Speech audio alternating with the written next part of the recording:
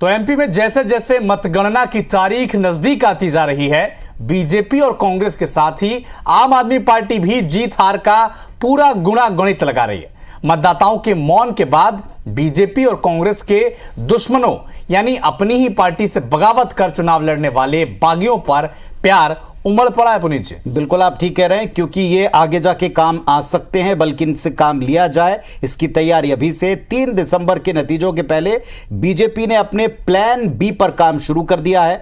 अब ये plan B क्या है, ये रणनीति क्या है, देखें आप रिपोर्ट में।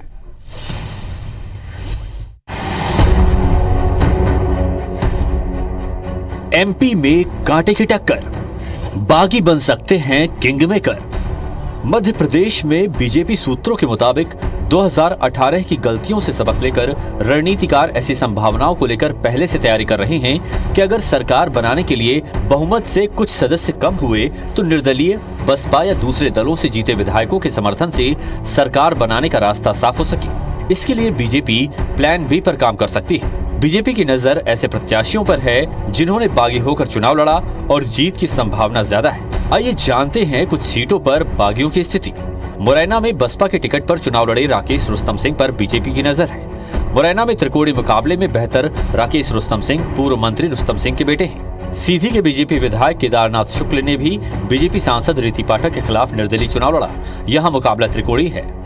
नेता प्रतिपक्ष डॉक्टर गोविंद सिंह की लाहौर सीट पर बीजेपी के बड़े नेता रसाल सिंह भी बसपा के टिकट पर मैदान में है। यहाँ भी कांटे की टक्कर है। चाचौड़ा में बीजेपी की बागी पूर्व विधायक ममता मीना ने आम आदमी पार्टी से चुनाव लड़कर मुकाबला त्रिकोणीय बना दिया है। भिंड से पूर्व विधायक संजीव कुशवाहा बीजेपी से बागी होकर बीएसपी के टिकट पर चुनाव लड़े हैं। यहाँ भी मुकाबला त्रिकोणीय है। टीकमगढ़ में बीजेपी के बागी के श्रीवास्तव ने बीजेपी विधायक राकेश गिरी और कांग्रेस के यादवेंद्र सिंह को नुकसान पहुंचाया है। मुकाबले में वो आगे हुए तो बीजेपी उनसे संपर्क कर सकती है। राजनगर सीट पर कांग्रेस से विक्रम सिंह नाथीराजा और बीजेपी के अरविंद पटेरिया की लड़ाई को बीएसपी के घासीराम पटेल ने त्रिकोणीय बना दिया है।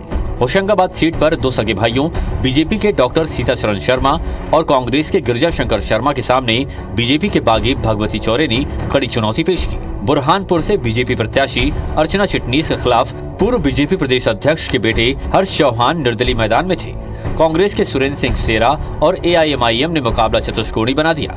जोबट सीट पर बीजेपी के पूर्व विधायक माधव सिंह डाबर ने निर्दलीय चुनाव लड़ा। उनकी स्थिति भी काफी बेहतर है। 2018 के विधानसभा चुनाव में बीजेपी और कांग्रेस से 30 बागी मैदान में थे। उनमें से महज 4 ही चुनाव जीत पाने में कामयाब हुए थे, लेकिन कई ने मुकाबले को त्रिकोणीय बनाकर मूल पार्टी को नुकसान पहुंचाया था। इस बार बागी नेताओं की संख्या 1 दर्जन से ज्यादा है। इनमें से कुछ को बीजेपी और कांग्रेस ने अपने अपने दल से प्रत्याशी बनाया है, जबकि कुछ बागी निर्दलीय, सपा, बसपा और आम आदमी पार्टी से चुनाव मैदान में। इधर बीजेपी कांग्रेस का दावा है कि इसकी जरूरत नहीं पड़ेगी। एमपी में बहुमत के साथ उनकी सरकार बन रही है।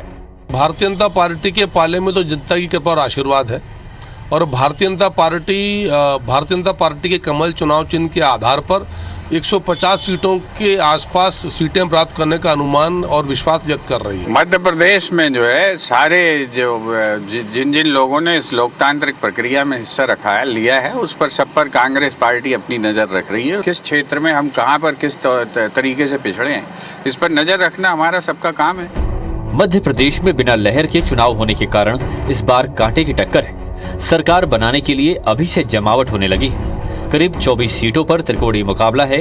ऐसे में सरकार बनाने के लिए बहुमत से कुछ सदस्य कम हुए तो निर्दलीय, बसपा या दूसरे दलों से जीते विधायकों के समर्थन से सरकार बनाने का प्लान भी तैयार हो रहा है।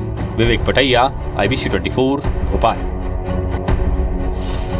तो वैसे कोई नई बात नहीं है, ऐसा पहली बार नहीं हो रहा। पार्टी के बागियों पर दूसरे दलों की नज़र हमेशा से रही है, लेकिन जिस तरह अब की बार मुकाबले की स्थिति है, ऐसे में बागियों पर वाकई विरोधियों की नज़र है। उनको अपने पाले में करीब या संपर्क में रखने की कोशिश है, और पार्टियां अपने नेताओं, अपने कैंडिडेट्स, भले वो जीते हो हारे हो, उनको फिलहाल अपने संपर्क में रखकर एकजुट रखना चाहती हैं।